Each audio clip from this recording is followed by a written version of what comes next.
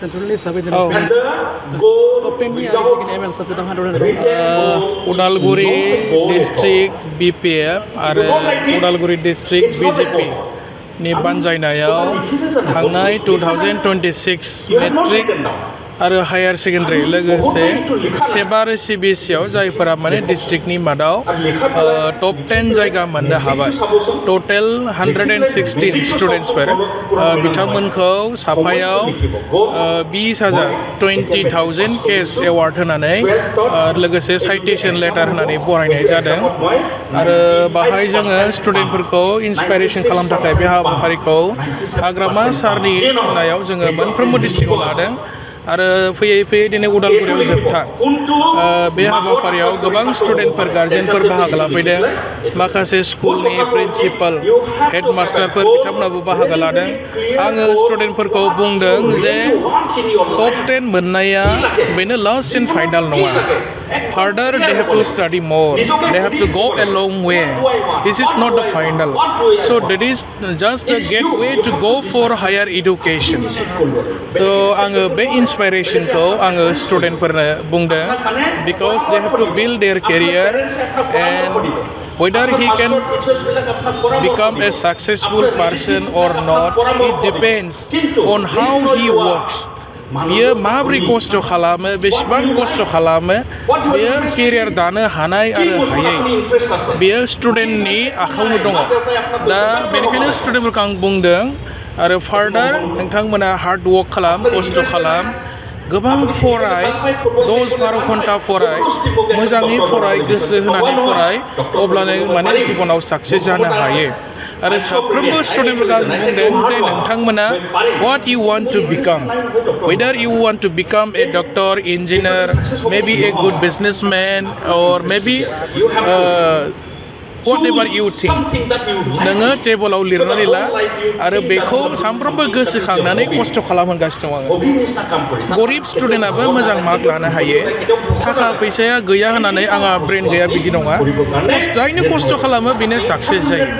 जोङो गोबां स्टुडेन्ट नुदों माने न'खराव अबस्था गाज्रि थाखा फैसा गैया खिन्थु बिसोरो गोबां खस्थ' खालामनानै हार्ड वर्क खालामनानै लाइफआव मोजां अफिसार जानायबो एग्जाम्पल गोबां दङ थर्ड डिभिजन पास जानाय स्टुडेन्टआबो आइएएस अफिसार जानो हायो आइपिएस जानो हायो खिन्थु खोथाया जाबाय माने खस्थ' खालामनांगोन गोबां लेखा फरायनांगोन जे माने इउपिएससि एग्जाम लिरनो थाखाय पार्सेन्टेजनि गोनांथि गैया खिन्थु इउपिएससि एग्जामा अल इन्डिया लेभेलाव जायो जोबोद मोनसे टाफेस्ट मोनसे एग्जाम जोबोद गोब्राब एग्जाम बेखौ बे एग्जामाव एपियार जानो थाखाय पार्सेन्ट नाङा खिन्थु बे एग्जामानो बिराद गोराखा दा बेनिखायनो आङो बुंदों मा स्टुडेन्टफ्रा खस्थ' खालामबा नोंसोरो गावसोरनि जि माने सिमां बेखौ मोगथाङाव जाफुंहोनो हागोन दिनै खस्थ' खालामबा भबिष्यत जिबना मोजां जागोन उनाव माने इन फिउचार बिथांमोना मोजाङै माने संसार जानो हागोन आलो गोजोन माने सोलिलांनो हागोन गावनि न'खर आरो बिमा बिफाखौ बिथांमोना मोजाङै फिसिनो हागोन आरो इन फिउचार दायो खिन्थु खस्थ' खालामनायनि सम दा बेनिखायनो स्टुडेन्टफोरखौ बेबायदि खोथा बुंनानै जोङो एनकारेज खालामदों आरो उदालगुरि डिस्ट्रिक्टनिफ्राय जाहाथे इन फिउचाराव एभेलेबेल डक्टर ओंखारो available IAS officer IPS engineer competitive exam pass खालामनानै जाहाथे जोंनि उदालगुरि डिस्ट्रिक्टनिफ्रायबो हिउमेन रिसोर्स बिथांमोननिया जानो हायो बे खोथाखौ जोङो माने फोरमायदों खारन देशनि भबिष्यतआ स्टुडेन्टफोरनि आखायावनो दङ जोंनि देशनि भबिष्यत बा जोंनि ब्रिटिशनि भबिष्यतआ दानि यां जेनेरेसन स्टुडेन्टफोरनि आखायावनो दङ दा बिथांमोना इन फिउचार साफा वेल इडुकेटेड जायोब्लासो जोंनि देशआ माने मोजां जागोन मोजां सोलिगोन आङो बेखिनि खोथाखौ बुंनानै स्टुडेन्टफोरखौ एनकारेज खालामदों गार्जेनफोरखौ धन्यबाद होदों गार्जेनफोरा खस्थ' खालामदों खायसे स्टुडेन्टफ्रा दिनै बेबायदि मोजां रिजाल्ट खालामनो हादों दा बेनिखायनो स्टुडेन्टफोरखौ सिम्पोल आरो हाम्बल जानो थाखाय खावलायदों आङो डिसिप्लिनखौ मानिनानै सोलि गेदेर मानसिफोरखौ रेसपेक्ट खालाम आरो स्टुडेन्टफ्रा नैबे लामाजों थांबाय थायोब्ला दिनै नङा गाबोन बिसोरनि फिउचारा मोजां जागोन दिनै 116 साफायाव 20,000 केस एवार्ड होदों जोङो सेबा आरो सिबिएसइ मोननैबो बर्डनि स्टुडेन्टफोरखौ जोङो उदालगुरि डिस्ट्रिक्टनि स्टुडेन्टफोरखौ जों बरायदों आरोखि